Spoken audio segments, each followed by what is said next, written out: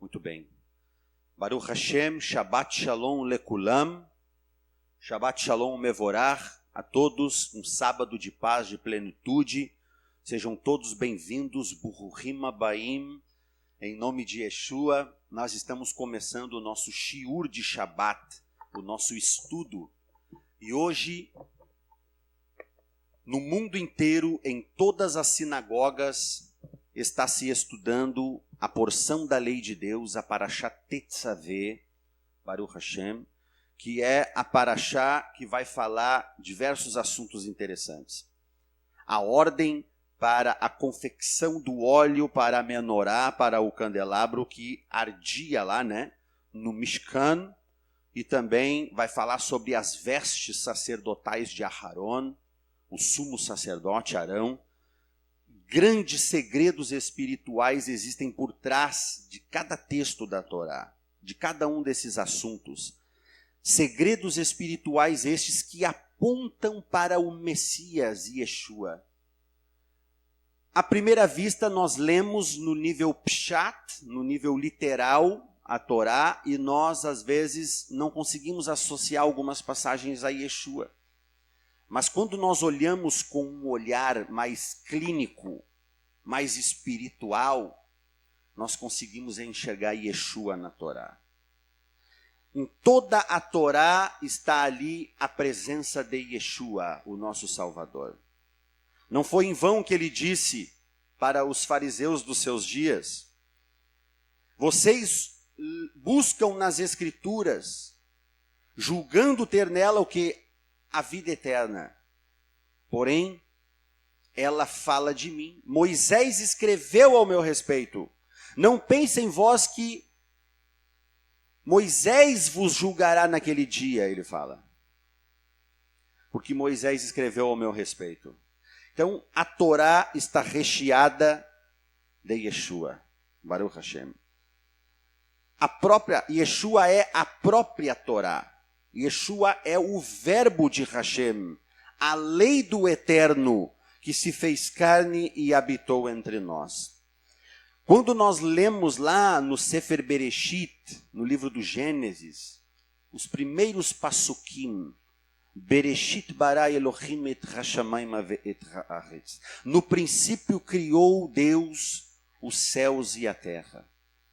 Quando nós pegamos a última letra da primeira palavra, Bereshit, que, diga-se de passagem, é a primeira letra da palavra Torá, nós contamos 50 letras para frente. Esse é o quarto nível de interpretação da Torá. Obviamente só pode ser realizado em cima do texto hebraico. Contamos 50 letras para frente. A partir dessa letra Tav, que é a primeira letra da palavra Torá, 50 letras para frente, encontramos a segunda letra da palavra Torá, a letra Vav. Depois nós contamos mais 50 letras para frente, caímos exatamente na terceira letra da palavra Torá, a letra Resh. Mais 50 letras para frente, encontramos a quarta letra da palavra Torá, a letra Rei. Ou seja, num quarto nível de interpretação, na ciência hebraica, nós já conseguimos identificar a presença da lei de Deus no momento, ali no ato da criação. E isso não só, para quem acha que é coincidência, isso não acontece somente no livro de Bereshit. Isso também vai repetir quando nós lemos os primeiros versos do livro de Shemot, de Êxodo. Vai aparecer a palavra Torá também.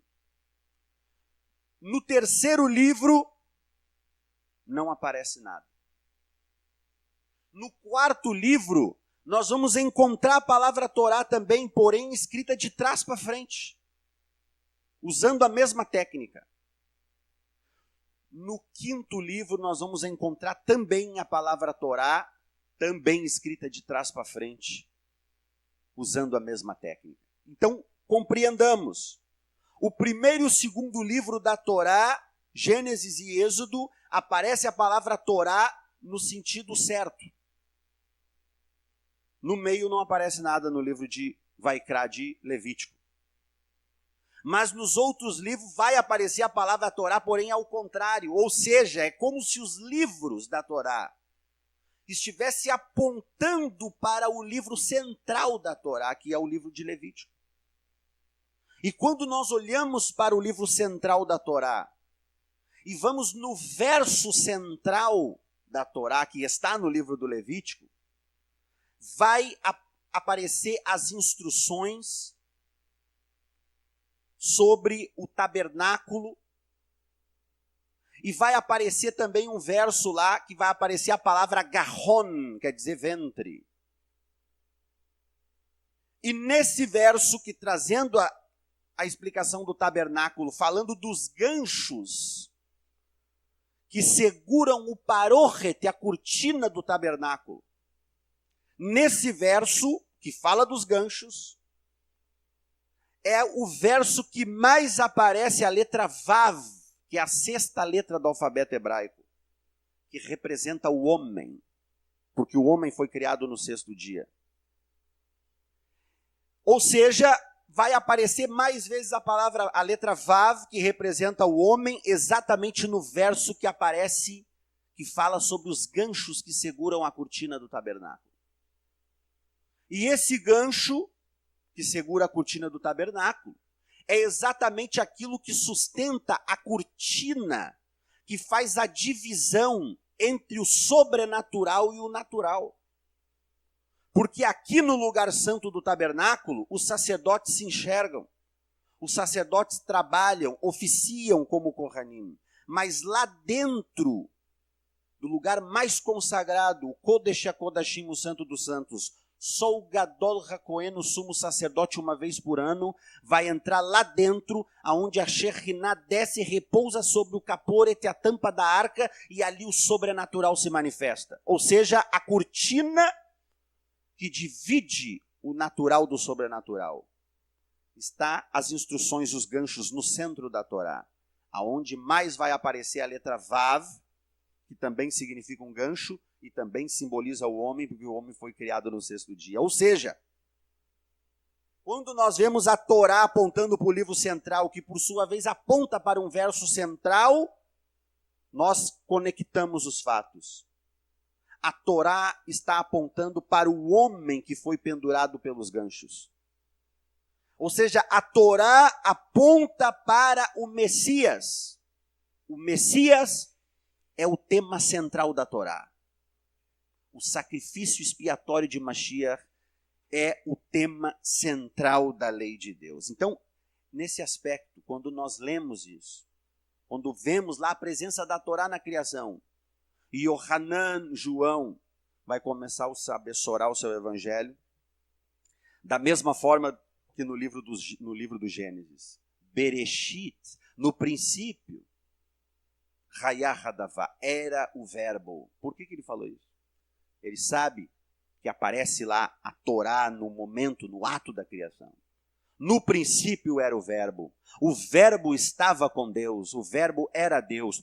Todas as coisas foram feitas por meio dele. Dele quem? O verbo. E sem o verbo, nada do que foi feito se fez. Ele está dizendo, o mundo foi criado pela Torá, pela lei de Deus. Mas não termina aí, porque no verso 15 ele diz, esse verbo, essa Torá, se fez carne e habitou entre nós, cheio de graça e verdade. E Yeshua é a lei de Deus. A Torá aponta para o Messias, ele é o alvo, o tema central da lei de Deus. Parashat Tetzaveh compreende do Sefer Shemot, livro do Êxodo, capítulo 27, verso 20, até o capítulo 30, verso 10. A Haftará, o texto que corresponde a essa porção, está lá no profeta Ezequiel, capítulo 43, do 10 ao 27. Vai falar sobre também o templo sagrado, né? A profecia de Ezequiel lá, falando de um templo que não tem as mesmas medidas. Essa visão de Ezequiel vai relatar um templo sagrado, um Beit HaMikdash futuro, que não possui as mesmas medidas do templo de Salomão nos seus dias. Lembrando que Ezequiel aqui está no cativeiro. Ele é profeta de cativeiro. E lá na Galut, no cativeiro, ele vai ter a visão. Ou seja, o templo sagrado já tinha sido destruído aqui, o primeiro templo. E ele vai enxergar a reconstrução, ou melhor, ele vai enxergar um templo sagrado. E ele vai trazer as medidas desse templo sagrado. Quando nós comparamos essa medida do profeta Ezequiel com as medidas do templo de Salomão, não bate. As medidas são diferentes. E quando comparamos também com as medidas do segundo templo, também não bate. Ou seja, Ezequiel já estava profetizando a reconstrução de um terceiro Beit HaMikdash, de um terceiro templo, Baruch Hashem. É a Haftará que corresponde com a porção da semana Parashat Tetzaveh. E o texto da Brit Hadashah, do Novo Testamento, que corresponde a essa porção, está em Filipenses, capítulo 4, do verso 10 ao 20. Baruch Hashem. O texto hebraico nos diz assim: Ve'ata tetzaveh et bnei Israel vaikru elecha shemem zait zarkatit lamaor lechalot ner tamid. Tu, pois, ordenarás aos filhos de Israel que tragam azeite puro de oliva batido para o candeeiro, para fazer arder as lâmpadas continuamente. Obviamente, o contexto é: prepare o óleo para a menorá, o candelabro Moshe Rabbeinu. Claro que a Torá não vai mencionar, mas não era qualquer óleo. O azeite, obviamente, de oliva, das azeitonas, eram muito bem selecionadas essas azeitonas, diga-se de passagem. Elas, não podia ser qualquer azeitona, tinha que ser extremamente selecionada da oliveira. Não podia ter bicada de passarinho, não podia ter parte dela deteriorada, tinha que ser colhida primeiro da parte de cima da oliveira, depois as azeitonas que nasceram mais para o lado de dentro do galho, e por último, depois na parte de baixo. E tinha 3 prensadas. A primeira prensada, que nós olhamos aqui, que aparece a palavra katit, shemem zait zarkatit, ou seja, é batido. Da primeira prensada.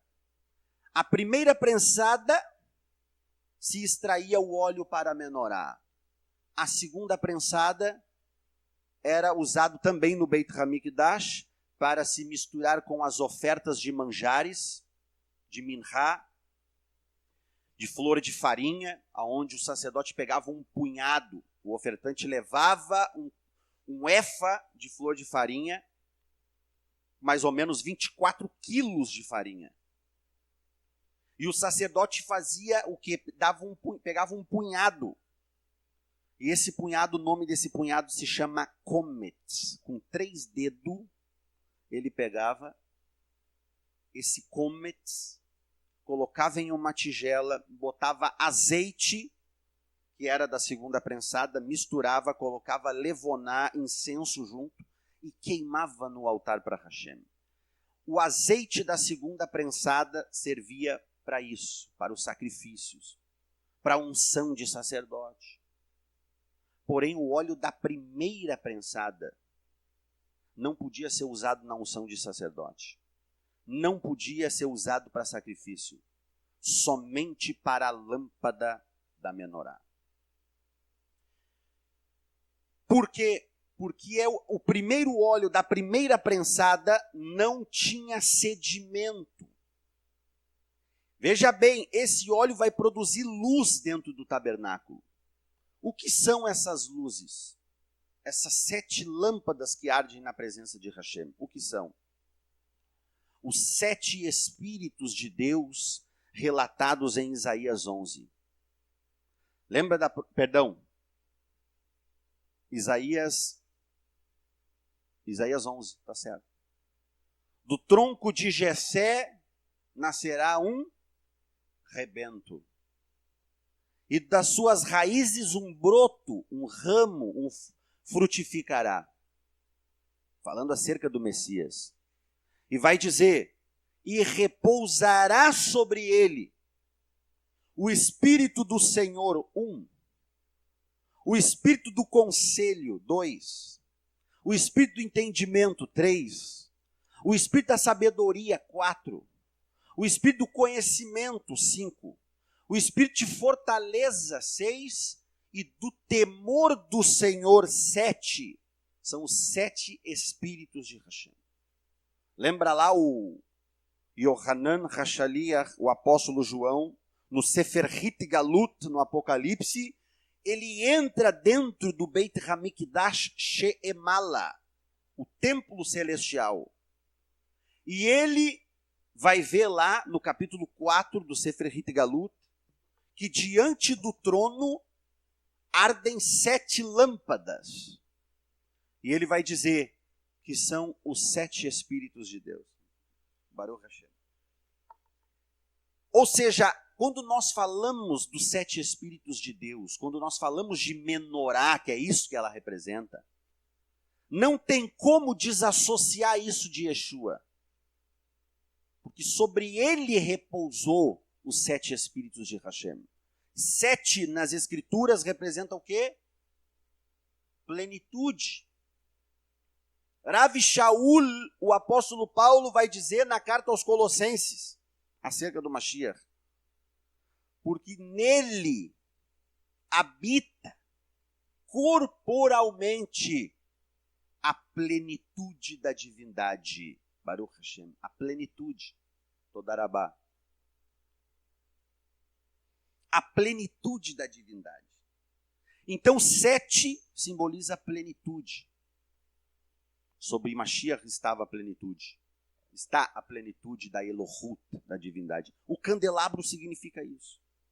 Hashem vai dizer, é azeite de oliva batido, não pode ser qualquer azeite. Vai produzir luz. Essas luzes, por sua vez, representam os 7 Espíritos de Hashem. Não pode ser qualquer azeite. Por quê? Porque o azeite do candelabro não podia ter sedimento. Não podia ter mistura, resquícios da oliveira. Por isso que tem que ser da primeira prensada. Ou seja, quando nós olhamos para o candelabro, nós precisamos compreender uma coisa. Que a haste central da menorá, do candelabro, a haste central, você já viu uma menorá. Tem lá uma haste central e 3 hastes, sim, perfeito. É, né? Aqui na frente do púlpito aqui da Bimá tem um candelabro. Então existe uma haste central e 3 que saem dessa haste central, formando 7 hastes. Essa haste central representa o Mashiach. Yeshua é essa haste central.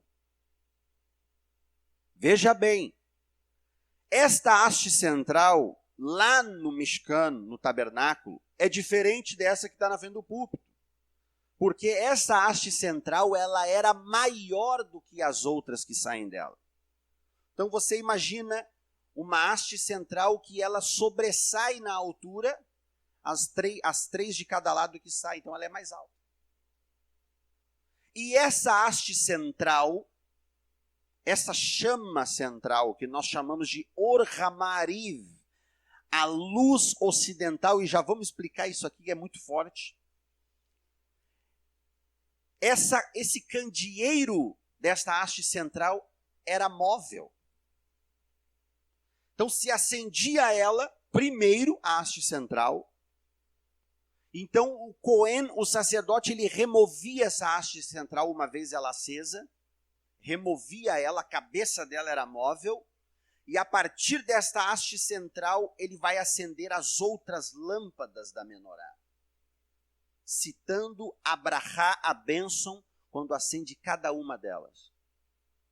Quando ele acendia a lâmpada da menorá, ela tinha que estar voltada, cada uma das lâmpadas. Então imagine as 3 aqui desse lado, aqui, né? Tá vendo aqui? As 3 desse lado, a chama tinha que estar voltada para a haste central. Enquanto que as outras também, no sentido contrário, estava voltada para a haste central. Elas apontam para a haste central. Veja bem, o nome desta haste central chama-se Shamash. O que quer dizer Shamash? Assistente, servo. Ou seja, esta haste central, que era maior, ela servia as outras da menorá. Vocês já conseguiram compreender, né? Já pegaram a revelação. Por quê? Mashiach Yeshua vai falar sobre isso. Ele vai dizer, quem quer ser o maior, tem que fazer o quê? Tem que servir. Da onde que Yeshua tira isso? Da menorá. O ensinamento, o código, o segredo espiritual contido na menorá. A haste central, ela serve às outras. Ela é maior e serve às outras. Porque o maior é o que serve. Esta haste central que representa Yeshua serve às outras. O que Yeshua falou? O Filho do Homem não veio para ser servido. Ele veio para servir. Ou seja, as outras lâmpadas só ardem, só acendem, porque a haste central colocou fogo nela. A haste central acendeu ela. O que essas outras hastes representam? Nós. Que o Espírito de Deus só arde na nossa vida porque Ele, Yeshua, a haste central, acendeu a chama do Espírito em nós. Porque está escrito, é Ele quem batiza com o Ruach HaKodesh. É Ele quem batiza com o Espírito Santo. É Ele quem dá o Espírito Santo. Então, Ele, como a haste central, acende. Essas chamas que são acesas pela haste central, elas têm que estar voltadas para a haste central, como se estivesse apontando para essa haste central, reverenciando essa haste central, indicando a luz maior. Se nós olhássemos para o candelabro hoje, de frente, aceso, nós íamos ver ali as chamas acesas e as chamas apontando para uma luz maior do que elas. Ou seja, quando nós olhamos para isso, nós extraímos o seguinte segredo espiritual. Que nós temos que ser luz para o mundo. E Yeshua fala, vós sois luzes, a luz do mundo. Somos luz do mundo, mas nós temos que evidenciar a luz que é maior do que nós. João vai dizer, Ele é a luz que ilumina a todos os homens. É Ele que nos iluminou. Olha o segredo. Isso só olhando para a menorá. Já conseguimos compreender a teologia dos apóstolos. Da onde Yeshua tirou a smarta, o fundamento, a sustentação da doutrina do Mashiach, do Messias. A sustentação da doutrina dos apóstolos, da onde eles tiraram? Da Torá. Não tem como nós fazer uma colcha de retalho e dizer a Torá não é mais válida. A lei de Deus não é mais válida. Porque Yeshua, Jesus, né, aboliu isso lá na cruz. Eu sei que existem versos que dão a entender isso, mas as escrituras elas não podem se contradizer. Yeshua falou em Mateus 5,17,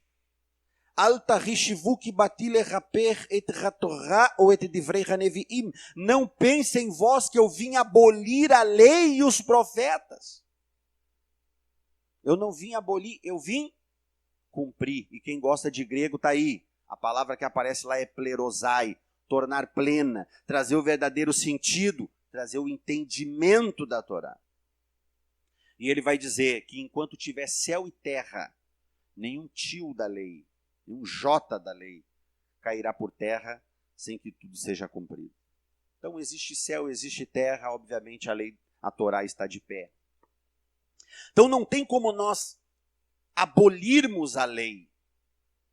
Não tem como desassociar a lei de Deus de Yeshua, porque se Yeshua tivesse abolido a lei, Yeshua teria abolido ele mesmo. Porque ele é o verbo, ele é a Torá que se fez carne. Ele não pode abolir a ele mesmo. Ele é o verbo, Baruch Hashem. Veja bem, quando nós olhamos para a menorá, então, nós vemos esse segredo espiritual, nós temos que apontar para Yeshua. Yeshua é a haste central. Como provar isso? Sefer Hitgalut, livro do Apocalipse, capítulo 1. João vai dizer, fui arrebatado no Espírito no dia do Senhor. No dia do Senhor, tem um significado duplo aí, né? Ou pode ser no Shabat, em um Shabat, ele foi arrebatado em espírito. Shabat é o dia do Senhor. Ou ele está falando do dia da vinda do Mashiach, arrebatado no dia do Senhor, ou seja, para enxergar, né, ter revelações de como será, até porque ele vai escrever como será. Está lá, Apocalipse 19, Apocalipse 20, vai falar. Assim como o profeta Zacarias também no capítulo 14 fala. Então esse dia do Senhor, ele é duplo. Ele pode ser um Shabat ou no dia do Senhor, da vinda do Senhor, né? Não se sabe ao certo. Vamos perguntar para o Mashiach quando ele vier. Que ele estiver entre nós aí novamente, nós vamos perguntar os espirituais da Torá. Muito bem, lá no capítulo 1, João foi arrebatado para o Apocalipse, lá pelo o templo celestial. E ele disse, ouvi uma voz, né, como de muitas águas, uma voz de trovão, que falava atrás de mim. E ele vai dizer, e virei-me para ver quem falava comigo. E quando ele se vira para ver quem falava com ele, o que ele viu? Aquele que anda no meio dos 7 castiçais de ouro. O que é os 7 castiçais? Uma menorá. Então vamos fazer aqui uma divisão básica. Qual é? Vamos lá, 7 castiçais de ouro. Yeshua anda, né? Aquele que anda no meio dos 7 castiçais de ouro, João vai dizer, é um semelhante ao filho do homem. Tal. Aí vai dizer lá, né, as características. Vestido de vestes brancas, vestido de sacerdote, né? Com cinturão de ouro no peito, altura do peito, enfim.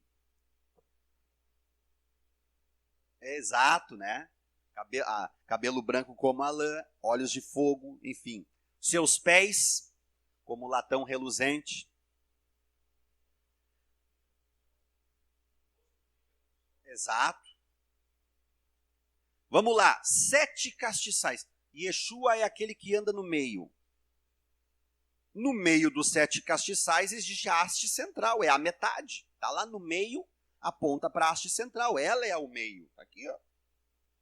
Yeshua anda no meio, ou seja, apontando, conectando, a haste central é Yeshua. Olha lá. Ele é a haste central, Baruch Hashem. Então, quando nós olhamos para a menorá, esse é o segredo espiritual. Esse azeite que era colocado dentro da menorá, dizem Rahamim nos nossos sábios, que quando você olhava para a menorá acesa, a chama iluminava o azeite que estava dentro da menorá. Você olhasse para o azeite, tinha a aparência do ouro derretido. Olha só que preciosidade. Esse azeite, então, não pode ter sedimento, é o azeite da primeira prensada. Não pode ter resquícios da oliveira, da azeitona. Hashem falou, não pode ter resquício. Quando que ela era acesa? Uma vez por dia. Uma vez por dia, lá no pôr do sol, no crepúsculo, no Erev, no entardecer. Erev quer dizer mistura. O texto da Torá vai dizer o seguinte: e houve tarde e manhã, e o dia 1. Houve tarde e manhã e o segundo dia. É ou não? É ou não é? Vayeri Erev, a palavra Erev, tarde, mistura. Vayeri Erev, Vayeri Boker, Yom Echad. A palavra Erev quer dizer tarde, mas literalmente o sentido é mistura. Por quê? Porque no entardecer se mistura a luz com a escuridão. Existe um momento do pôr do sol, dentro do ensinamento judaico, nós chamamos, né, o Talmud vai chamar este momento de abrir e fechar de olhos. Interessante, né? O abrir e fechar de olhos, porque você vai olhar o entardecer, tá vendo ali, você está prestando atenção, há uma mistura, o céu fica avermelhado, há uma mistura. Vai chegar um momento que você vai olhar para cá, o sol se põe aqui nessa direção, você vai olhar para cá, já está noite, mas vai olhar para cá, está dia ainda, é uma mistura, é o Erev, é naquele momento. O sumo sacerdote ou o sacerdote acendia a lâmpada da menorá exatamente naquele momento. Agora, interessante essa colocação, né? O abrir e fechar de olhos. O que lembra isso? O abrir e fechar de olhos. Né? Rav Shaul, Paulo vai falar sobre isso. Todos nós, aqueles, né, que... Ele vai dizer, na verdade, vos conto um segredo, né? Um mistério, um sod, que nem todos dormiremos, mas seremos o quê? Transformados. Vai dizer, porque aí vai trazer aquela explicação da Terriat Emetim, da ressurreição dos mortos, ele vai dizer, porque convém que aquilo que é mortal se revista da imortalidade, né? Vai dizer, ao soar da trombeta lá, vai dizer em Tessalonicense, 1 Coríntios 15 também, vai falar sobre ressurreição ali. E ele vai dizer que nem todos, na verdade, nem todos dormiremos, mas seremos transformados, que é ali o Kibbutz Galuyot, o Hatifá, conhecido no meio evangélico como arrebatamento, Hatifá, tomar com força, vai ser transformado. Em qual momento? Num abrir e fechar de olhos. Olha, veja bem. Porque quando desconhecemos o contexto judaico, achamos que a coisa vai ser rápida. É na velocidade de um piscar de olho, né? O negócio vai ser rápido, porque está escrito lá. É num abrir e fechar de olhos. Deus, já aconteceu. Não, na verdade não. Esse abrir e fechar de olhos, Rav Shaul, Paulo está dizendo o momento em que vai acontecer. É no Erev, é no entardecer, é no crepúsculo.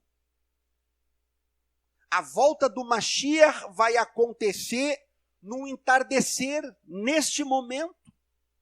Como provar isso, biblicamente? Zacarias capítulo 14. Naquele dia não será dia e nem noite. É o Erev, é a mistura, aonde não é dia e nem noite. Está lá, Zacarias 14. Vai dizer então, vai falar sobre a volta de Mashiach, lá Zacarias 14, vai dizer, vai haver guerra, né? As nações vão cercar Jerusalém. E o profeta vai dizer, e naquele dia, então, vai dizer, verso 3 de Zacarias 14, ou verso 4, agora eu não lembro. Mas está lá, vai dizer o seguinte, então o Senhor sairá a batalhar contra estas nações que cercaram Jerusalém, como pelejou no dia da grande guerra, da batalha. E aí vai dizer, e os seus pés estarão sobre o Monte das Oliveiras. Lembra que os malachim, os anjos, falaram para os apóstolos, os shiliachim, lá no Monte das Oliveiras, e Yeshua está dando as últimas instruções e ele começa a subir ao céu, não é? Baruch Hashem. Exatamente. Ele vai subir e os apóstolos estão olhando, ele está subindo e falando. Eis que estarei convosco todos os dias, né? Está ali, subindo bem devagarinho, e eles estão aqui, ó, olhando o Mashiach. E aí vai dizer, e logo uma nuvem o cobriu. Quando nós entrarmos nas parashiot do Sefer Bamidbar, livro dos números, nós vamos entender o que era aquela nuvem que cobriu o Mashiach. Que nuvem é essa que não se aparta do Mashiach? Porque na volta também vai ter nuvem, né? Ele diz, né? E vereis o Filho do Homem vindo sobre as nuvens do céu. Que nuvem é essa? O profeta Daniel vai falar sobre o Filho do Homem vindo sobre as nuvens do céu. E nós vamos olhar lá, já vou dar uma pincelada, né? Lá no livro dos Números vai falar muito sobre a nuvem da Shekhinah, que estava lá com o povo no deserto. O que é essa nuvem? Nós vamos estudar isso lá no livro dos Números. Mas o Malachim vai falar aqui, como o irmão Newton falou. O que vocês estão olhando para cima? Da mesma forma que ele subiu, ele vai descer aqui neste mesmo lugar. E concordando com o profeta Zacarias, porque o Zacarias vai dizer, é no Monte das Oliveiras que ele vai descer. Vai botar os pés dele ali. Que, diga-se de passagem, é o mesmo lugar em que a novilha vermelha, a Paradumá de Yom Kippur, lá de Números 19, é ali exatamente no Monte das Oliveiras que ela era sacrificada. E veja, a Paradumá, a novilha vermelha, vocês lembram dessa passagem? E é exatamente no Monte das Oliveiras e Yeshua fica vermelho, quando ele transpira sangue. Tem uma conexão. Nós não vou falar sobre isso agora, não vou entregar o ouro para o bandido. Quando nós entrarmos na Parashá Hukat, que fala sobre a novilha vermelha, nós vamos falar sobre isso. Então Yeshua vai descer no Monte das Oliveiras. Então nós sabemos aqui as Escrituras está dizendo o local que ele vai descer. Profeta Zacarias, Monte das Oliveiras. Já era, está definido. E o horário? Shaul falou. Vai ser no crepúsculo, no abrir e fechar de olhos. Porque o arrebatamento, a ressurreição acontece na volta do Mashiach. Então está tudo conectado. Mas como resolver o que Yeshua falou? Quanto dia e hora, ninguém sabe. Pô, mas então, como assim? O profeta Zacarias diz, não será nem dia e nem noite, dando a entender que é o entardecer. O apóstolo Paulo vai dizer, vai ser no abrir e fechar de olhos, é o momento do crepúsculo, do Erev. Mashiach vai dizer, pô, mas enquanto dia e hora ninguém sabe. Na verdade, é claro, as pessoas olham e dizem, ninguém sabe o dia e ninguém sabe a hora. Não, na verdade se sabe o dia. Na verdade se sabe a hora. E Yeshua não está falando disso. Quando Yeshua fala que o dia e hora ninguém sabe, ele está falando exatamente o momento que ele vai voltar. Porque essas expressões, não é terminologia, mas essas expressões judaicas, elas apontam, são códigos. Por quê? Porque no judaísmo, na tradição judaica, existe uma expressão, o dia e hora que ninguém sabe. Também, assim como existe o piscar de olhos, também a tradição judaica vai falar deste momento, o dia e hora que ninguém sabe. O dia e hora que ninguém sabe aponta para uma lua nova. Vocês sabem, o calendário bíblico é regido, ele é lunisolar. O ciclo de um ano é quando a Terra dá a volta no Sol. E o ciclo do mês, o que marca o início de cada mês? Quem lembra? Quem sabe? A lua nova, Baruch Hashem, Rosh Chodesh. Hashem vai dizer, o mês vai começar no Rosh Chodesh. Quando aponta a lua nova, todo o povo de Deus deve se apresentar diante de Hashem, do Hakadosh Baruch Hu, e servi-lo em adoração. É um moed, é uma festa, é um encontro. A lua nova marca o início de cada mês. Veja bem, a lua nova, o Rosh Chodesh, um dos nomes dele é o dia e hora que ninguém sabe. Por quê? A lua nova demora de 1 a 2 dias para aparecer no céu. É o sinal astronômico dado pela Torá para marcar o início de um mês. Então, o Rosh Chodesh, a lua nova, ela demora de 1 a 2 dias para aparecer no céu. E tanto pode aparecer de dia como de noite. Quem aqui já viu lua de dia? É a lua nova.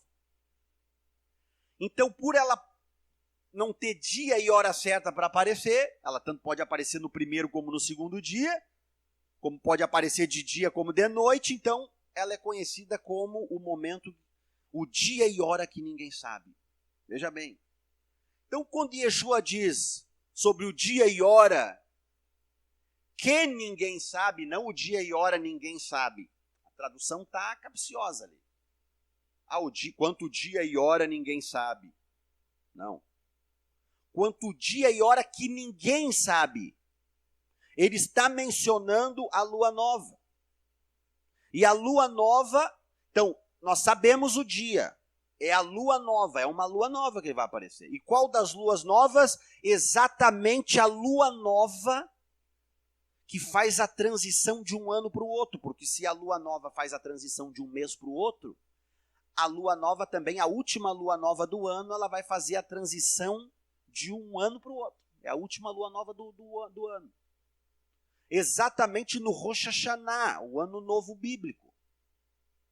E nesse dia do ano novo bíblico, é o único momento nas escrituras, no judaísmo, em que 7 trombetas são tocadas. Olha que interessante. Porque o Sefer Hit Galut, o Apocalipse, fala de 7 trombetas que vão ser tocadas, os eventos que vão acontecer. Inclusive, na 7ª trombeta, que é a última trombeta, Rav Shaul Paulo fala lá em Tessalonicenses, ao soar da última trombeta, os mortos em Cristo ressuscitarão primeiro. Depois nós, os que estivermos vivos, seremos arrebatados, transladados juntamente com eles para o encontro com o Senhor nos ares. Ou seja, o que marca a volta de Yeshua é o soar da última trombeta. 7 trombetas são tocadas no Rosh Hashanah. No Rosh Hashanah aqui, no Yom Kippur também, são 10 dias depois do Rosh Hashanah, na virada do ano novo bíblico, aqui na sinagoga, agora na virada, nós tocamos, sogra lembra, sogra? Tocamos o shofar, o mundo todo, Israel está tocando shofar, alertando ao arrependimento. 7 toques são tocados.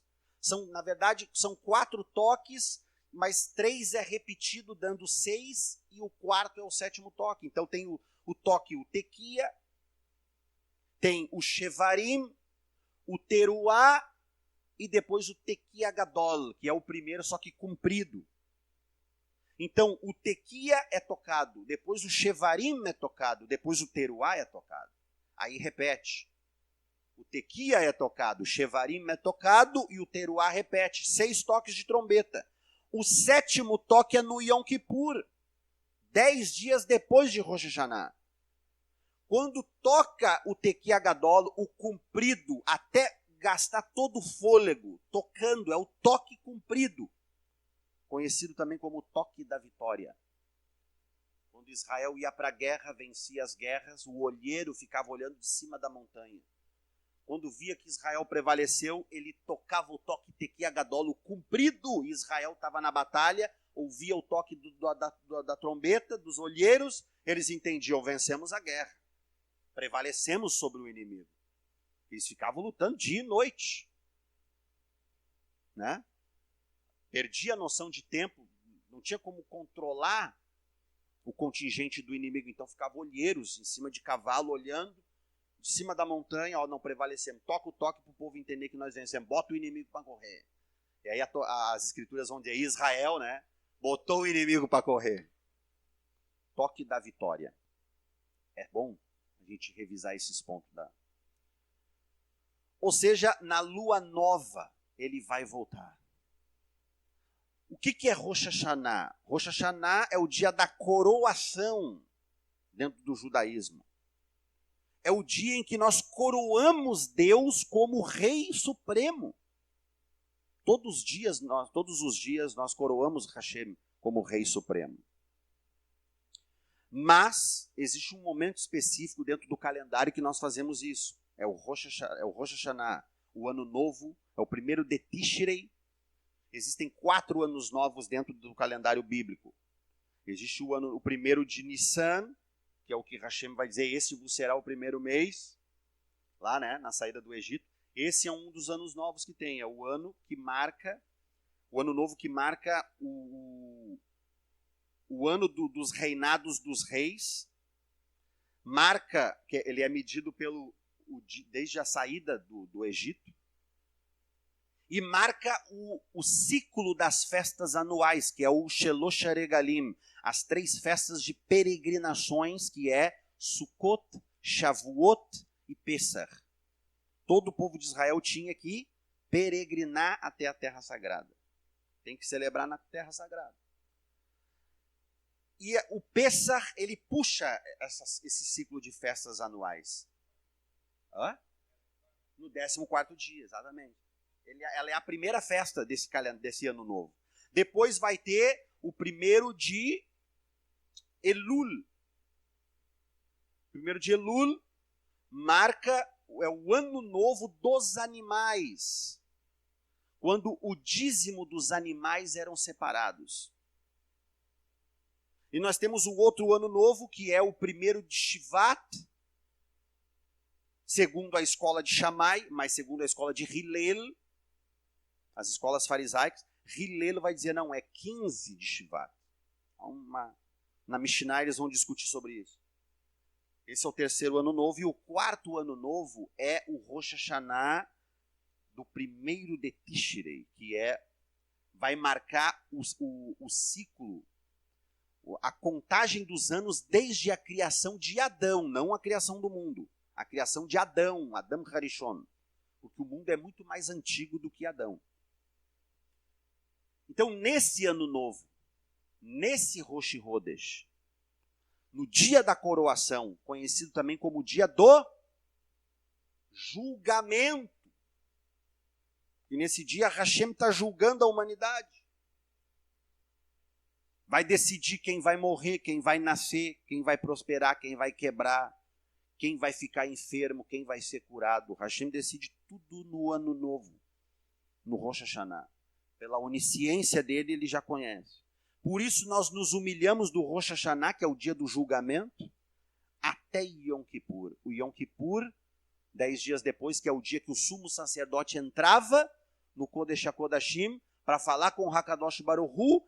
Neste dia, Yom Kippur se chama o dia da vingança do nosso Deus. Por quê?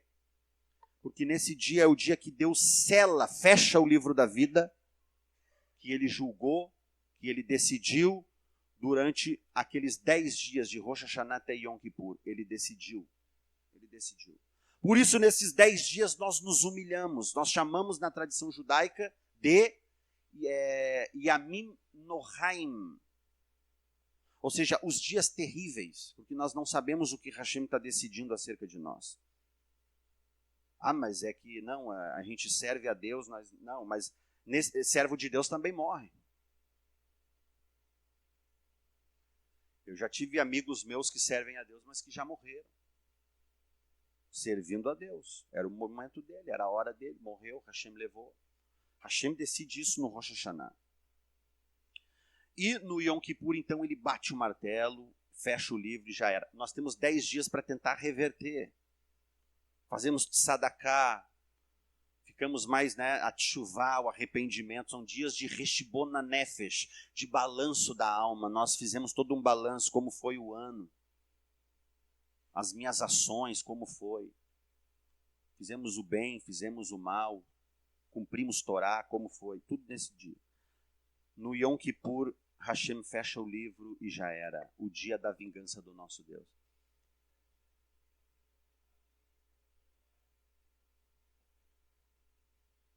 Sim, porque ficou 7 dias, Exatamente, Yeshua vai conectar a vinda dele com os dias de Noé. Isso é interessante. Exatamente quando ele fala, como nos dias de Noé, assim será a vinda do Filho do Homem. Baruch Hashem, verdade? Então, veja bem, os nossos sábios vão dizer, porque a própria Torá vai dizer que teve um tempo de 7 dias ali que o Eterno aguardou para mandar o Mabul, o dilúvio. 7 dias. Hashem esperou. Vai haver vários comentários rabínicos sobre isso, vão dizer, não, é porque Matushelar, que é Matusalém, o avô de Noé, que era um tzadik, um homem justo, ele havia morrido. E Hashem não quis destruir a humanidade em respeito ao seu servo, luto pelo grande tzadik. Então aguardou 7 dias. Os rabinos vão dizer também, mas só que nesses 7 dias, uma garoa fina começou a cair do céu. Estava caindo uma garoa fina antes do dilúvio. Nesses 7 dias. Para alertar o povo. Ou seja, Hashem estava, em outras palavras, Hashem estava dizendo, se vocês se arrepender, ainda dá tempo. Se vocês se arrepender, essa chuva pode virar uma chuva de bênção. Não chovia. Exatamente.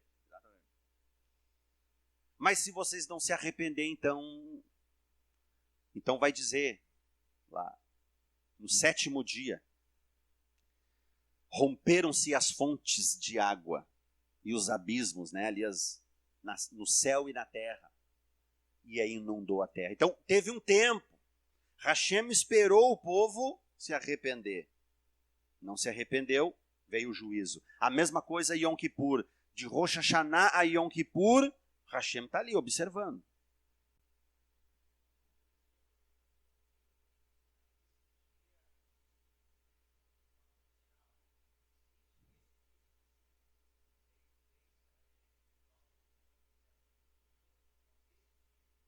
Do Yom Kippur, quando se fala de Terra Santa, não tem influência. Inclusive, os sábios vão dizer que no dia de Yom Kippur, Satã não entrava na Terra Santa. Por quê? Porque a nação inteira está jejuando, imagina. Todo mundo está jejuando, é um jejum, é um momento espiritual de arrependimento. O pessoal está lavando a roupa suja. Imagina, o Satã não tem espaço ali. Nação inteira, dia de Yom Kippur, Satã não... Mas nós sabemos que há uma influência no mundo, falando agora fora da terra de Israel, há uma influência sim, dos espíritos, dos Shedim, espíritos malignos, influenciando, porque as pessoas estão dispersas do que está acontecendo. Não, Jesus aboliu. Está acontecendo algo no mundo espiritual e as pessoas, não, Jesus aboliu. O que é isso? Mente cauterizada. A mentira do Satã, dizendo, não, isso aí foi abolido. Continua, pode continuar fazendo o que está fazendo. Vai lá, toma a Santa Ceia, depois está tudo certo. Está acontecendo algo no mundo espiritual. Existe a influência, sim. Mas vamos lá. Yeshua volta no dia de Yom Kippur. Por quê? O dia de Yom Kippur é o dia da vingança do nosso Deus. Lembra lá Isaías 61? Ruach Adonai Elai, o Espírito do Senhor está sobre mim, porque Ele me ungiu para dar liberdade aos prisioneiros, dar vista aos cegos, né? Libertar os cativos, pôr em liberdade os prisioneiros. Tá lá, e vem falando. É uma profecia do Mashiach, de Yeshua. E vai dizer assim, para pregar as boas novas, o ano aceitável do Senhor e o dia da vingança do nosso Deus. O Mashiach vem anunciar o ano aceitável do Senhor e o dia da vingança do nosso Deus. O que é o ano aceitável do Senhor? Jubileu, Yovel, no 50º ano, passará a trombeta no dia de Yom Kippur, tá lá, Números, para Shaberhar, vai falar, passará a trombeta do Yovel, do Jubileu, no 10º dia do Yom Kippur, de Tishrei, que é o Yom Kippur. Ou seja, vai passar a trombeta e as terras são devolvidas, os escravos são libertos. Então, Yovel e Yom Kippur estão conectados, porque a trombeta do Yovel passa no dia, ou seja, no Tekiah Gadol do Yom Kippur é a trombeta do Yovel também. Isso no 50º ano do ciclo de Shemitah, o ano sabático. Né? 7 semanas de anos, no 50º ano, liberdade aos prisioneiros. O que Yeshua falou nesse mesmo texto de Isaías 61? É a profecia. O Espírito do Senhor está sobre mim para pôr em liberdade os prisioneiros. É ou não é? Para anunciar o ano aceitável do Senhor, o jubileu espiritual, aonde de fato seremos livres. O Yetzer Hará, a tendência que nós temos para pecar, será eliminada. Só teremos o Yetzer Hatov, a inclinação para Deus. Seremos libertos dessa inclinação. Terras serão devolvidas, porque Hashem vai expulsar todo aquele que não serve a Deus, não serve a Ele da Terra Santa, e vai levar os santos para lá. Porque é lá que o Mashiach vai reinar 1000 anos, Apocalipse 20. Vai reinar 1000 anos. E segundo as profecias, claro, a Terra Santa será muito maior, desde o rio Eufrates até o rio Nilo. A terra será maior para poder receber os santos. O ratifá, o arrebatamento será para lá e não para o céu, como a teologia sistemática ensina. Eles vão usar os textos lá, né? 1 Tessalonicenses 5, 17, 14 em diante, 17 lá, né? Vai dizer, seremos arrebatados para o encontro com o Senhor nos ares. E assim estaremos para sempre com o Senhor. Só que esses ares não é os céus espirituais. É o céu físico. Porque Mashiach vem sobre as nuvens do céu, quando ele chega na metade, o povo é arrebatado, se encontra com ele nos ares e desce sobre a cidade sagrada. É o casamento judaico, ele é o noivo e o povo é a noiva. Como que é o casamento judaico? Existe a rupá, a tenda que nós montamos, a noiva fica dentro da tenda, adornada e preparada esperando o noivo. Está todo mundo no ambiente, na sinagoga, o véu começa a se recolher. Por isso que diz, né? O céu vai se recolher como um pergaminho.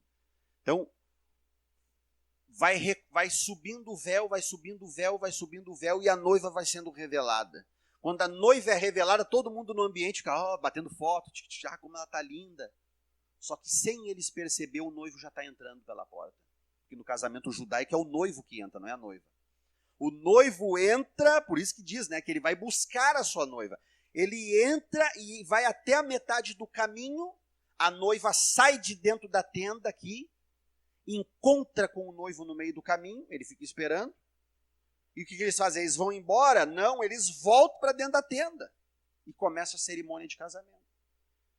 Então, quando Shaul fala que o noivo vai vir e nós nos encontraremos com ele nos ares, esse encontro, Yeshua vem até a metade, a noiva vai ao encontro e vai embora. Não, desce sobre a cidade de Jerusalém. Está escrito, seus pés estará sobre o Monte das Oliveiras. Baruch Hashem, profeta Zacarias. Vamos lá. Então, é interessante isso. Aí tem o outro texto, né? Porque será como nos dias de Noé? Estarão dois no campo.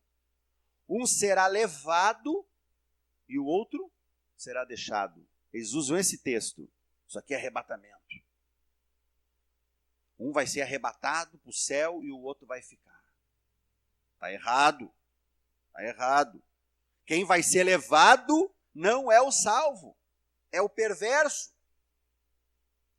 Interpretação básica. Porque a vinda do Filho do Homem será como nos dias de Noé, que comiam, casavam-se, davam-se em casamento, até que veio o dilúvio e os levou. Quem que o dilúvio levou? O ímpio. Então até que veio o dilúvio e os levou. Aí ele vai dizer, assim será na vinda do Filho do Homem, dois estarão no campo, um será levado e o outro será deixado. Quem vai ser levado aqui não é o salvo, é o perverso. Porque a pergunta que os apóstolos falam, e foram levados para onde? Yeshua diz, aonde estão os cadáveres? Ali se amontoarão os abutres. Cheguei a me arrepiar aqui, Baruch Hashem. Não pode ser um lugar bom.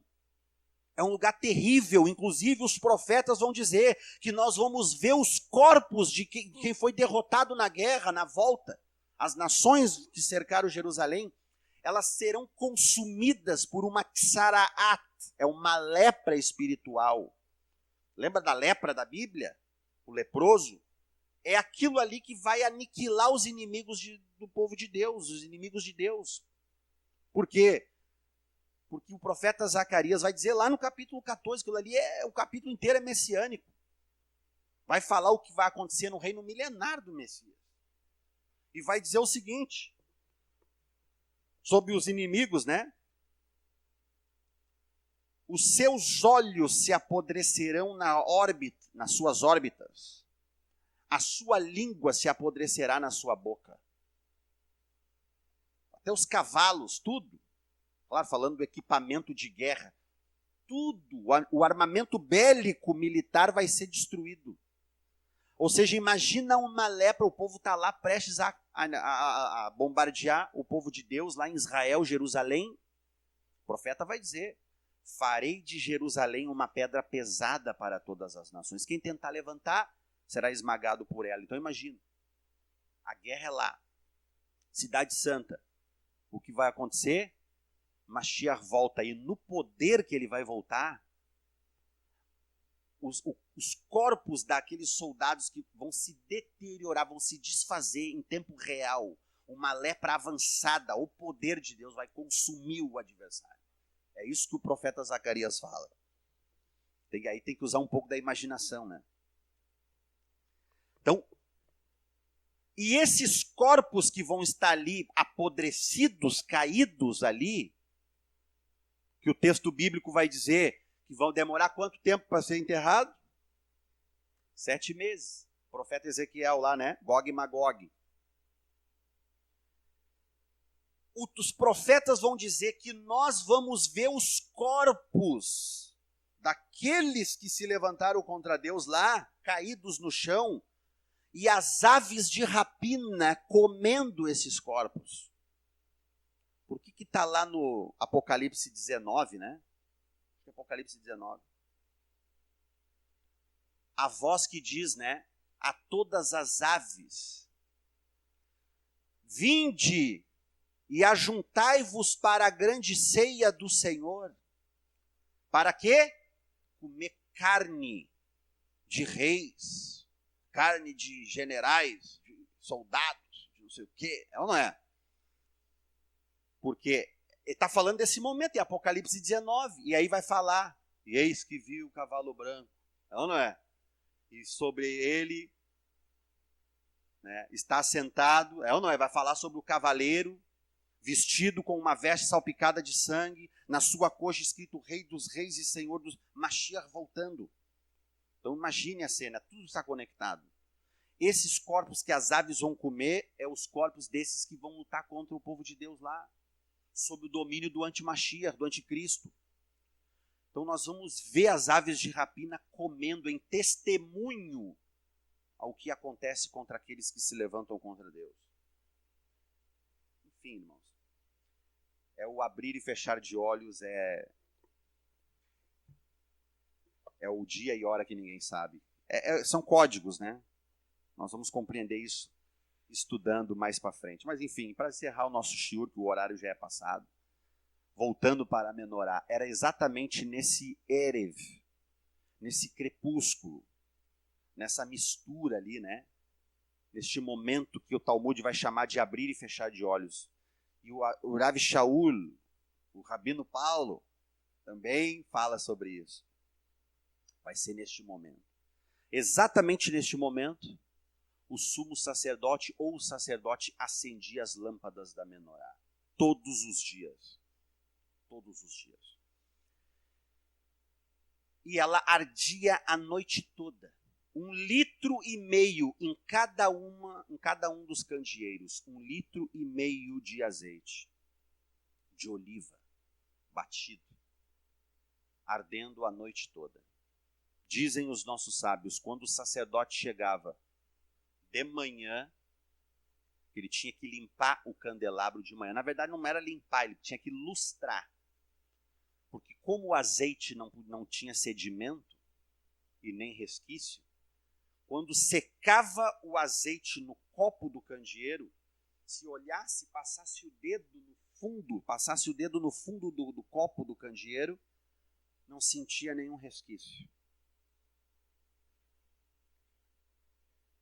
Não tinha fuligem, perfeita a palavra, essa é a palavra correta.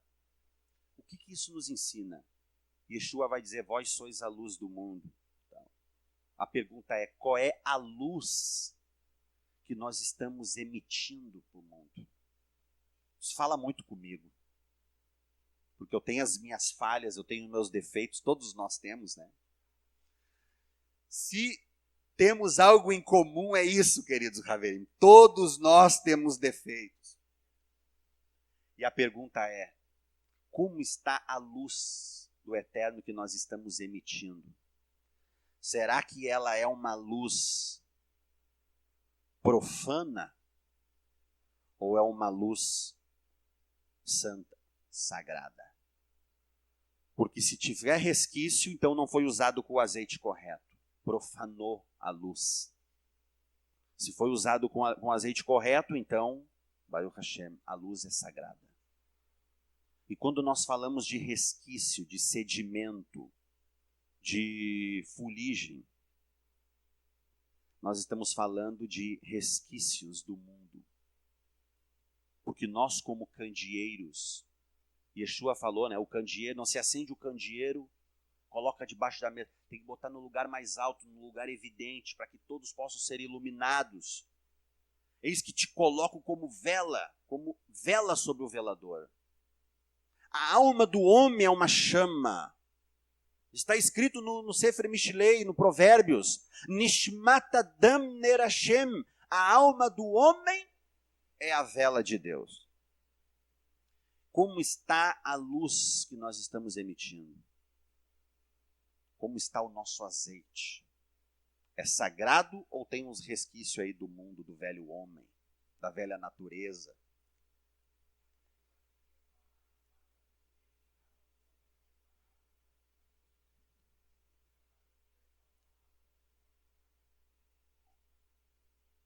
Na verdade, os profetas, o sumo sacerdote usava uma vara de amendoeira, né, por causa do Arão lá, né?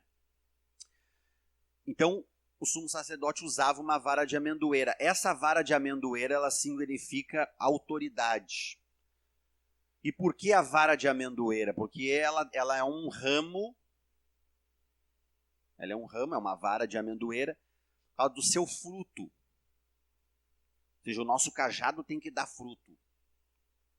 Cajado, a autoridade, o ministério. Quando fala lá, Rav Shaul passa o bastão, né, para o Timóteo. Ali, minha vida vai ser oferecida como libação. Tal. Ele está passando o bastão para o Timóteo. Ótimo, agora é contigo. E está passando o cajado. E esse cajado tem que dar fruto. Como Arão, quando floresceu, nasceu um buquê na ponta. Floresceu, mas embaixo, cachos de amêndoas. Porque todo ministério ele tem que ter flor e tem que ter fruto. O que é o fruto? O fruto do Espírito. Baruch Hashem, isso é forte, fala comigo. E ele também tem que ter flor. O que é a flor? O perfume. O que Rav Shaul fala? Nós somos o quê? O bom perfume do Mashiach. Então, a vara de amendoeira tem isso daí. O que fala ali? A palavra, né? O profeta Yermiahu. Que vês, Jeremias? Uma vara de amendoeira. Desculpa, só para completar. Uma vara de amendoeira prestes a florescer. Pois é. Viste bem, Jeremias. Assim eu zelo pela minha palavra. Desculpa, pode. Só à noite, quando de manhã ele ia lá lustrar o copo. Preparar para no entardecer do outro dia ele acender de novo. Exatamente, nós chamamos esse momento também de Ben Hashemashot, entre os sóis. Exatamente neste momento, no altar do templo, era sacrificado um cordeiro. Neste momento, que a Torá vai chamar de Korban Tamid. É os sacrifícios fixos, contínuos, que tinha que ter todo dia. Ao amanhecer, não era dois, né? Um amanhecer e outro ao pôr do sol, todo dia. Nesse do pôr do sol, enquanto o Cohen estava sacrificando este animal no altar, o sacerdote está acendendo as velas da menorá. Esse cordeiro aponta para quê? O sacrifício do Messias, que faz com que a chama de Hashem acenda na nossa vida. Tudo está conectado. O azeite, Mashiach, antes de ser sacrificado, lá no lugar da prensa das oliveiras, ele foi prensado na sua angústia, como uma oliveira viva. Para quê? Para extrair o óleo do Espírito, para que o óleo do Espírito pudesse estar sobre as nossas vidas. Baruch Hashem, né, pessoal? Para encerrar, então, quando ele chegava para limpar, os sábios dizem, a lâmpada central estava sempre acesa. Ela tinha a mesma quantidade de óleo das outras. As outras apagavam. Mas a central, a Or Hamariv, a lâmpada oriental, estava acesa. Ou melhor, perdão, é a lâmpada ocidental. Ela estava acesa. Mashiach, né? Acesa. Interessante. Eu quero ler aqui para vocês, para nós encerrar, uma passagem do Talmud. Tem que ter, né? A palavra de Rahameno.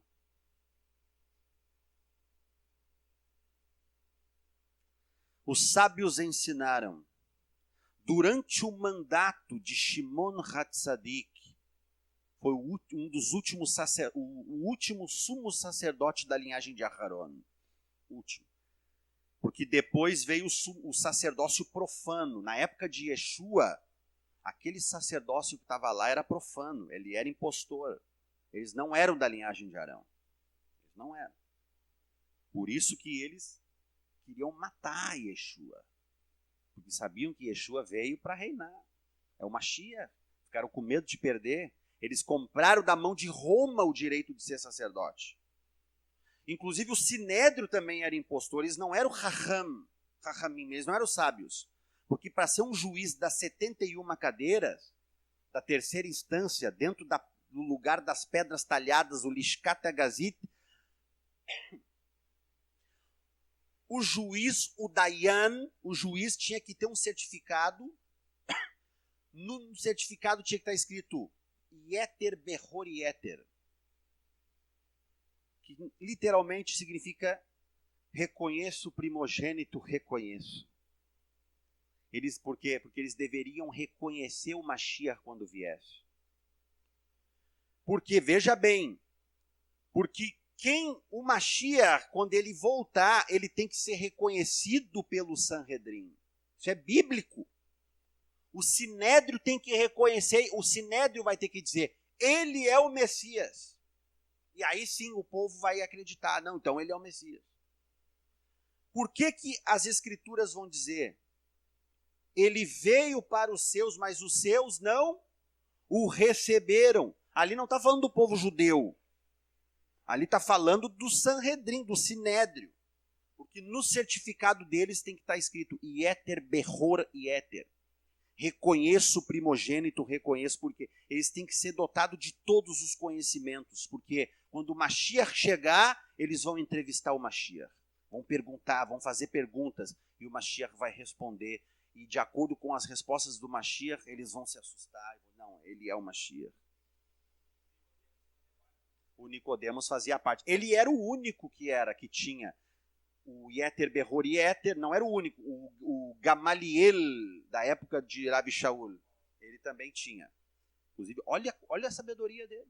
Irmãos, abram mãos desses homens. Abram mãos, porque se não for de Deus, vai se dissipar sozinho. Lembra lá do homem que apareceu, dizendo ser alguma coisa? Judas lá, né? Ele vai falar. Do homem que apareceu dizendo, julgando ser alguma coisa. No fim, o que deu? Eles mesmos. Então, se eles são impostores, vai cair por terra. Mas se eles forem enviados de Hashem, não vai, nada podeis fazer. Então, para que vocês não se achem lutando contra Deus, abram mão desses homens. Olha a sabedoria. Ele não diz, não, mata esses caras aí. Então, não, como os outros, né? Que emitiam cartas para Rabi Shaul ir prender, trazer para morrer. Não. Gamaliel era um sábio. Nicodemos era um sábio. O José de Arimateia era um sábio. Havia muitos sábios nessa época que creram em Yeshua. Mas enfim, essa lâmpada central...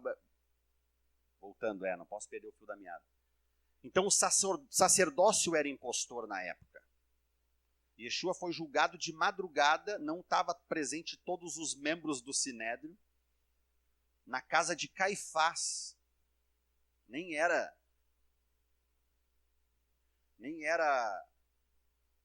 lá no lugar das pedras talhadas. Espera aí, eu tenho que abrir isso aqui. Eu quero ler o texto do Talmud.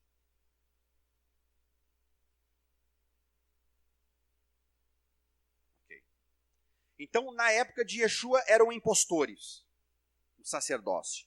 Então, esse Shimon Hatzadik, ele vai ser o último da linhagem de Arão, sacerdócio. Último sacerdote. Depois, vai haver uma transição no judaísmo. Quem vai orientar o povo já não é mais o sumo sacerdote, mas é o presidente do Beit Din e o presidente do Sanhedrin, chamado de Zugot, do qual Hilel e Shammai eram líderes, um era líder do Beit Din, o outro do Sinédrio. Ou seja, o último foi o Shimon Hatzadik. Ele era um homem justo. Olha o nome, Shimon Hatzadik. Shimon, o justo. Ele era um homem justo, um homem sagrado, um homem santo de Deus. Olha o que acontecia. O Talmud vai falar dos 10 milagres que acontecia no templo na época de Shimon Hatzadik. Quando os animais eram cortados, o sangue, havia muito sangue, muitos animais sendo cortados, oferecidos. Nenhuma mosca era vista no templo. A coluna do sacrifício não se dissipava no ar, ela subia reta, uma coluna. Os milagres que aconteciam. E um dos milagres está aqui, ó. Vamos lá.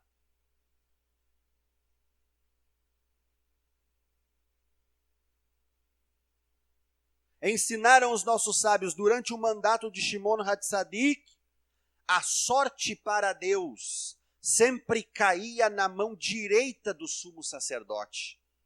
O que é a sorte aqui? Lembra no Yom Kippur? Um bode, tinha que ter 2 bodes, né? Um sacrificado para Hashem e o outro para Azazel. Fazia lá o sorteio, era uma caixinha, 2 nomes eram colocados ali, lá Hashem, lá Azazel, para Hashem, para Azazel.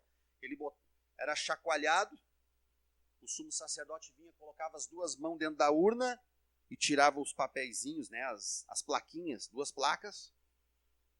o que era sacrificado para Hashem sempre caía na mão direita. E o lado direito é o lado da misericórdia, da Hesed, lá na árvore da vida, lembra, né? Conceitos cabalísticos. Enquanto que a esquerda é o lado do juízo de Deus. Tem a Sefirot de mais severidade. Enquanto que do lado direito é a Sefirot de mais bondade, né? Mais Hesed, bondade, misericórdia. Hod, Netzach, eternidade, realeza. Né? Enfim, caía sempre na mão direita do sumo sacerdote. Na época de Shimon Hatzadik. Isso é um bom sinal. Olha o que eles vão dizer. Depois da sua morte, ocorreu apenas ocasionalmente. De vez em quando caía na mão direita. Mas olha o que o Talmud vai dizer. Mas durante os 40 anos anteriores à destruição do segundo templo, a sorte para Deus nunca mais caiu na mão direita do sumo sacerdote. Vamos entender isso aqui. Olha o que ele vai dizer. Durante os 40 anos anteriores à destruição do segundo templo. Em que ano que o segundo templo foi destruído? No ano 70 da Era Comum. 69, mas a gente arredonda para 70. Tu conta 40 anos antes. Ano 30. Época em que Mashiach e Yeshua estavam entre nós. Olha o que eles vão dizer. Nunca mais caiu na mão direita porque Yeshua se ofereceu como sacrifício de Yom Kippur. E quando o sumo sacerdote fazia o sorteio, nunca mais caiu na mão direita porque Hashem já não estava mais aceitando aquele sacrifício. Está entendendo? Então, veja bem. E olha o que ele vai dizer.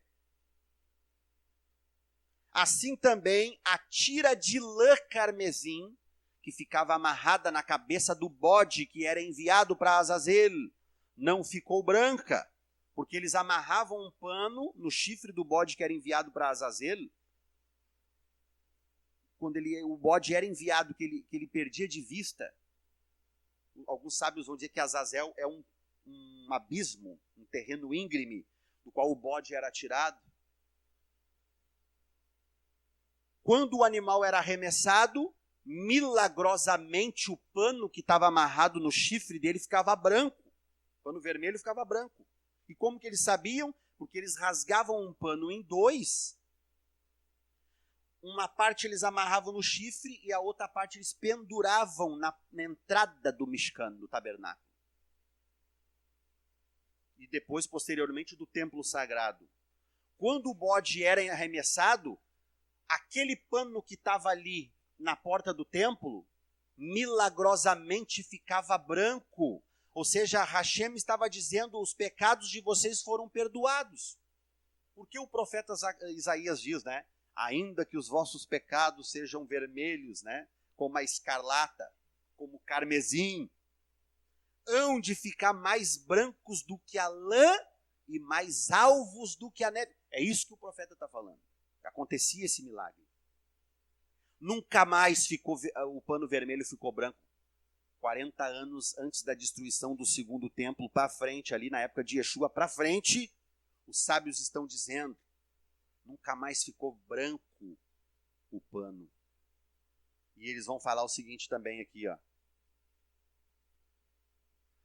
Nunca amarrada na cabeça do bode, tá, nunca mais ficou branco. E a lâmpada ocidental, que essa é a do meio do candelabro, Or Hamariv, a lâmpada ocidental do candelabro não queimou continuamente.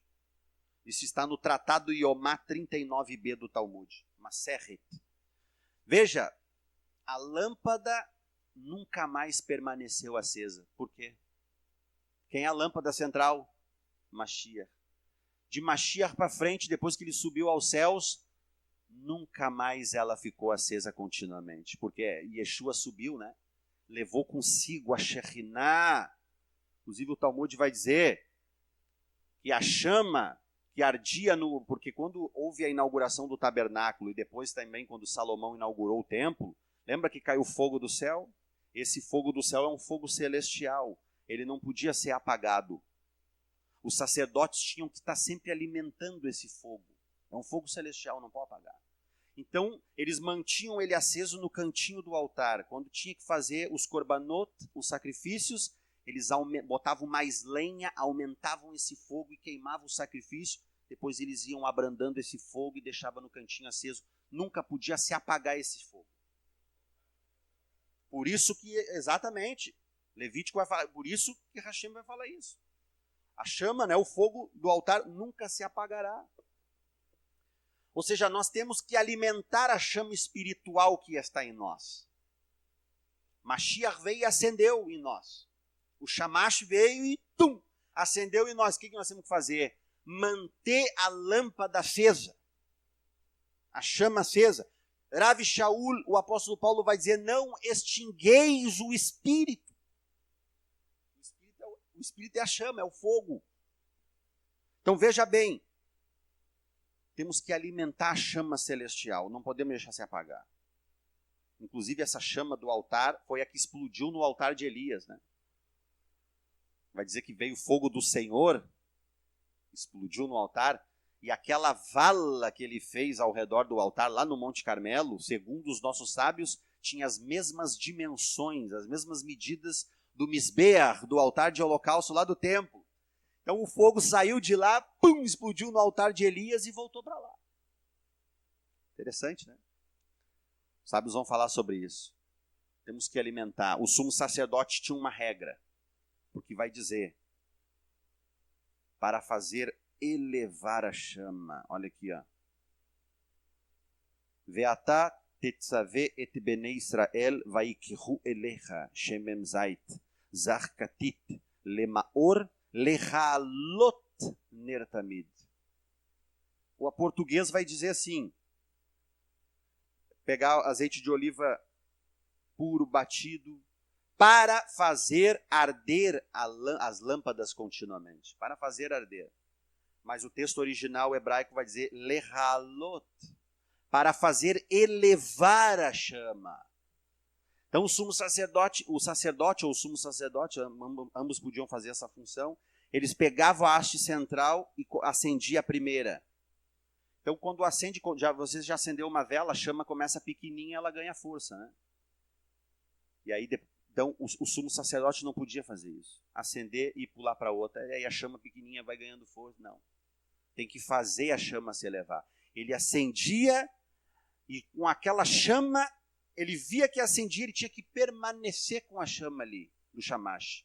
E aí a chama crescia e ela se misturava, as duas chamas se misturavam e criavam uma labareda grande de fogo. Aí sim, quando ele fazia a chama elevar, ele tirava e a chama baixava e permanecia na altura correta. Ele tinha que fazer todas isso, fazer a chama se elevar. Então, ou seja, aqui é um mandamento da Torá, que nós devemos fazer a chama se elevar. Não podemos extinguir a chama, Shaul fala. E nós temos que fazer a chama se elevar. Temos que se elevar espiritualmente. Temos que buscar se aperfeiçoar. Elevar o nível espiritual. Porque Hashem não tem prazer no que retrocede. É o que está escrito. Baruch Hashem. Então, esta haste central, Mashiach, o candelabro, nós estudamos aí. Para Shatetzaveh, os segredos do azeite, da haste central, da chama. Baruch Hashem. Queridos Haverim, perdoem pelo horário, mas se faz necessário, né? Shabbat é o dia em que nós nos alimentamos espiritualmente de forma especial. Baruch Hashem, Baruch Adonai Leolam, bendito é o Eterno para todos sempre. Amém ve amém. Vou liberar a brachá. Yevarechecha Adonai. Bom, eu vou botar o talit aqui. A brachá se faz com o talit.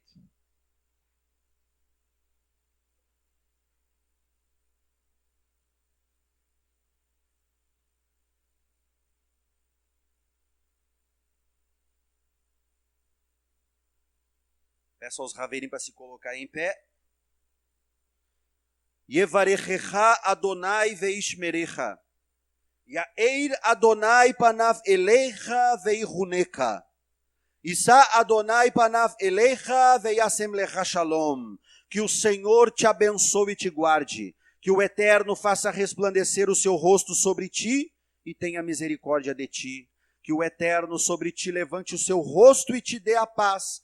Adonai osleamoiten Hashem evarech amov shalom. O Senhor fortalecerá o seu povo, o Senhor abençoará o seu povo com a paz. Em nome de Yeshua, amém ve amém. Shabbat shalom lekulam, Shabbat shalom mevorach, Hazak uvaruch. Até o próximo Shabbat.